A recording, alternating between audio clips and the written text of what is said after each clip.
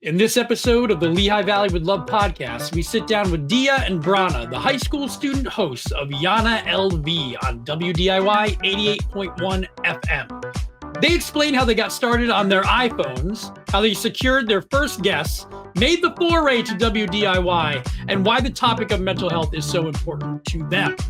Thank you to our sponsors, Michael Bernadyn of Remax Realty, Wind Creek Event Center, Lehigh Valley Health Network, WDIY, Banko Beverage Company, and our friends at Molly's Irish Grille and Sports Pub.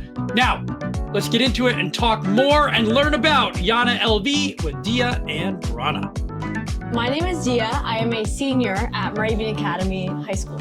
My name is Brannagh. I am also a senior at Moravian Academy High School. And can you tell me a little bit about your program? Number one, what is it called? I know it's YANA LV, but what does that stand for and where did it originally start? So, YANA LV stands for You Are Not Alone, Lehigh Valley. So the summer before me and Brannagh were juniors, so it was the end of our sophomore year in like June and July, we decided to start this podcast because we both had interest in mental health. And our stories individually were so different, but they overlapped with the idea of mental health and giving it to a bigger audience.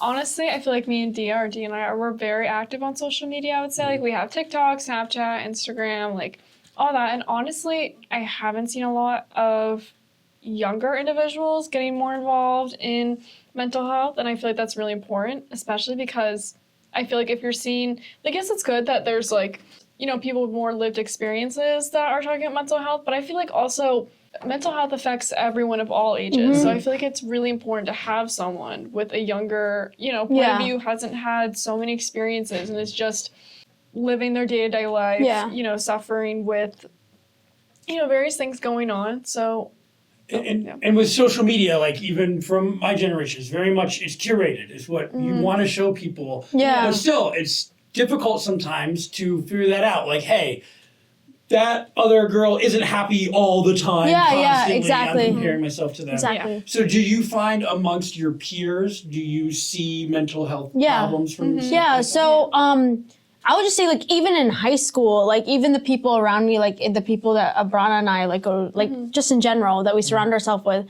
like, for example, like, if a girl is, smiling to the world, happy, like, seems like the most bubbly person, like, in the world, it's not true. She might be dealing with the most deepest things herself, and she's afraid to tell other people because, she doesn't think that would be accepted, but that's not true. That's also another reason we started this podcast, because the idea of you are not alone means that we're a community and that we're going to support one another. And like, if you're going through something, it doesn't make you like a bad person. It doesn't make you negative in any way. It's just that you're going through something and we want to support you. And we think as a community, there are people with the same shared experiences that can support you. That's great. I mean, a lot of it is people thinking like, nobody wants to hear my problems. Yeah. Nobody hears. Like, why would you care about this? And it's kind of like, no, there are people that do, right? Exactly. And, Exactly. So talk to me about the actual podcast itself. What did you guys do? Like, how did you record it? How did you disseminate it? Yeah, so we started, again, what Diya said, going to junior year. We wanted to do something with mental health. It's something that, and we've had podcasts, like a podcast before, and it wasn't really on a topic that we were too interested in. It was like for mainly like our school, and it was like it was fun, but we were like, okay, let's do a topic we're both interested in. So then we started with that idea, and then we went into just emailing, like cold emailing different professors, different people in the Lehigh Valley we thought could be interesting about who knew about like different things about mental health, how mental health correlates with someone having ADHD or, the psychological aspects of mental health, like how clinical depression works in your brain, like that kind of thing. So we were just... Or even like individual stories, for example. Like just stories. And so like we emailed like a really good friend of ours who's actually featured on WDIY, like who tore her ACL at our school like twice. And so we talked about, her mental health impact on that. And how are you interviewing them? Was it like Zoom stuff? Like what were you doing technically? So actually, when we first, as Brannagh said, it was a long process. So when we first started, we would just record on our phones. And technology is everywhere, and it's so convenient. Like you open like one of the apps on your phone, you record it, and obviously it's not as great editing as we have at this here at the studio. But it was a start. Talk to me about, so you guys get super world famous here, and WDIY comes calling. Like, how does that happen? That's pretty neat that a radio station, an independent one at that, picks you up, for lack of a better term. How does that happen? So, as Brannagh said, we first started, it took a very long process, so we first started on our phones. Right. And then in that process, when we first started videoing with our phones, we had a teacher who struggled with bipolar disorder, and she wrote a book about it. And she heard about it, like she was on the podcast, and she was really inspired by it. And she told us, oh my God, you guys are doing such a good thing. And you should really, there's a radio, like a national mental health, like radio news, like program online that I think would really be interested in you guys, having you guys like on their like network. And we were like, of course. So we got introduced to that. And then after that, I don't remember. I just remember Brannagh calling me, and she was so excited. She's like, Diya, guess who called? And I was like, who? She was like, WDIY, like NPR. And I was like, what? And actually, the funny thing was, this was our first goal, like NPR. But it took such a long time to get there. And like in that process, like we kind of, like, not saying that we forgot about it, but we just had so much other, like we were like really enjoying like what we were doing that like it just kind of fell into our laps. Well, and I think that's the important thing, right? Is you're enjoying it. You're kind of like, oh yeah, and by the way, people come calling. Like that's, in my opinion, the way to approach it. So when you do approach it and you are cold calling, you said you interviewed your professors, you interview like some of your friends, I would imagine, and other people in the community. How are you going about doing that? Are you doing the whole like, we're researching ahead of time, and you know, how do you approach a podcast episode? I'm curious. Do you want to speak? Yeah, sure. So honestly, it's just, you know, who we can contact. We base it off of that, and then we do research ahead of time, because usually like when we contact the person and they actually get back to us, because most of the time in the beginning they wouldn't get back to us, which is okay. You know, that's just a part. Jerks. Yeah. Come on. You should answer back, people. Yeah. So it was a long process. Like sometimes we would have to send 5 emails to 5 different people just to get one episode. Yeah. So really. Yeah. You know, so then we would research the topic, because then we would schedule the podcast like a month later. You know, because that's usually when it can fit into their schedule, and then. Yeah, then we'd start researching, and then we'd share like some questions with them like ahead of time, and just be like, "Are you comfortable with this?" And then I mean, you're very comfortable in your conversational manner, so that goes a long way. When you come to WDIY, how does that go? I'm sure it kind of opens up just the resources, right? Yeah. So less people are saying no because you're like, I'm a WDIY. Yeah. So how has this experience been, having a studio and coming in here? How has it been for you guys? I would say from our start, it was very different. And obviously, it's very different from recording on an iPhone. Sure. Just because, you know, I remember our first episode, we were like, oh my goodness, because we had our headphones and the microphone, and it was a whole studio setup. Like, oh my goodness. Yeah, and it was just really nice, and it was a really like proud moment for both of us. So we were so excited. I actually even brought my dad into the studio. Oh, I would too. I know, like literally the next episode, I think the second episode we had, I brought my dad, and I was like, you have to see this. Like, I was so excited about it, and I still am. Like, walking in here is just like, it feels so professional. Yeah. Again, because I'm so, like, me and Diya, we're so used to having, like, literally our iPhone, like, our phone our iPhone set, computer. How is it amongst your peers? When we first started, I'll be honest with you, I would say that the people around us, like our classmates, they like were really positive about it. They were like, oh my God, that's so cool that you guys have your own show and it's about mental health. And also a lot of them, actually some of them have been on it. Like Brannagh said, like one of our friends and classmates, she tore her ACL twice and she's been on the show. So it's been nice. And I'm sure like that's been helpful for her too, to be able to talk to people. Are there any things that maybe stick out to you guys, you know, personally? Have there been any things that you're like, wow, this is really neat. This is why I'm doing it. Yeah. So I would say for me, one, like I've loved when all of our guests have came on. So not trying to pick favorites or anything like that.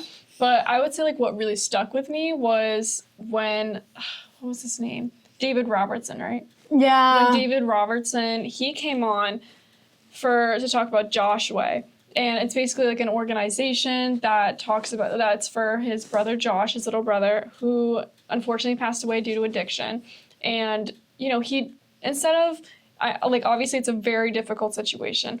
And he turned it into such a positive thing. Yeah. And that is what really stuck with me also. And then I would say our first ever episode on here. His name's Herman. Okay. Yeah. So he's actually a colleague of my mom, and he has a prosthetic leg, and he's an anesthesiologist. So, and the way that the questions we asked, and it was also our first time in an official setting. Yeah, she's so very much like, yeah. I get it. So we were a little nervous, but the way he spoke and the things that he said were very inspirational. Yeah. Yeah.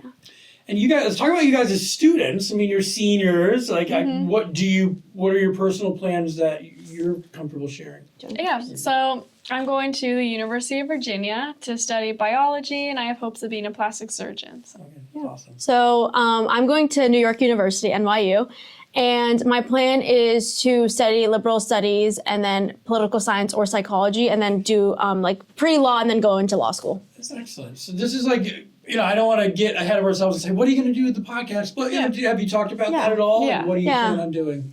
So me and Brannagh actually have had a couple of conversations about our podcast because obviously it's something we started together. Sure. And honestly, in college, we might do the thing that we did before on our phones because it's going to be the most convenient. Now is the time in the technology where you could keep the band rolling. Yeah.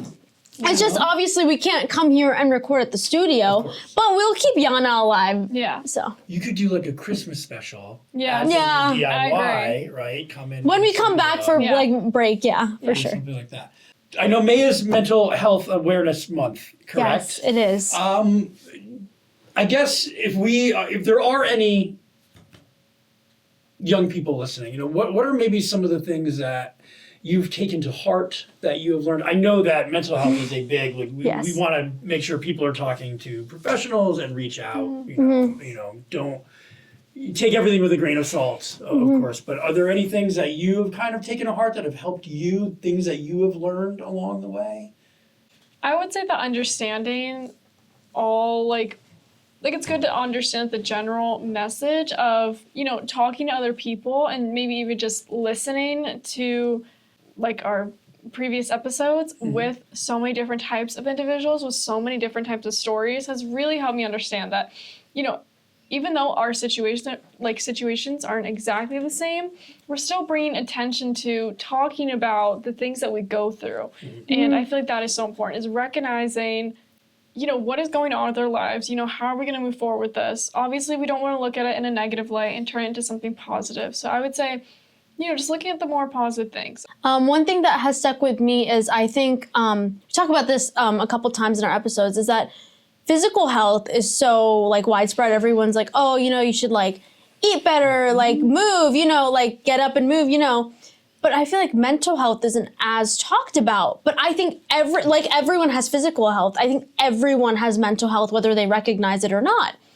And I think just normalizing that and talking about it is the first big step, which has been a big realization. And that's you guys, I know people, the reason you're getting a lot of attention is because you're doing really good things, and being able to say, well, it's tough. It's tough when everyone's like, I don't want to talk about this. And you guys are like, we're just going to talk about it. Let's talk about it. It takes, leadership to do that. So it's great you're doing it. You mentioned Joshua, which is fun because we have a podcast with him next week. Oh, really? So yeah, we said, so I was just emailing with Joshua. So it's great, and it's great that you guys are doing this. So let's do our call to action. Tune into YANA LV every third Thursday at WDIY 88.1 at 6:30 p.m. And remember, you are not alone. Lehigh Valley Health Network is now proudly part of Jefferson Health, and together we're bringing you more. More hospitals and outpatient locations for added convenience. More nationally ranked specialists for expert care. More clinical trials and more innovation to improve outcomes. We're investing in your well-being and building healthier communities because more expertise and convenient care means better outcomes and a healthier you. Jefferson Health and Lehigh Valley Health Network, together for the future of care.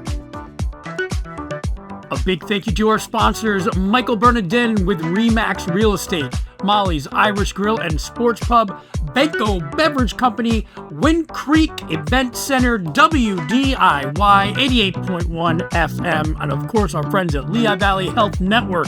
Thank you for allowing us to continue to bring these episodes to you.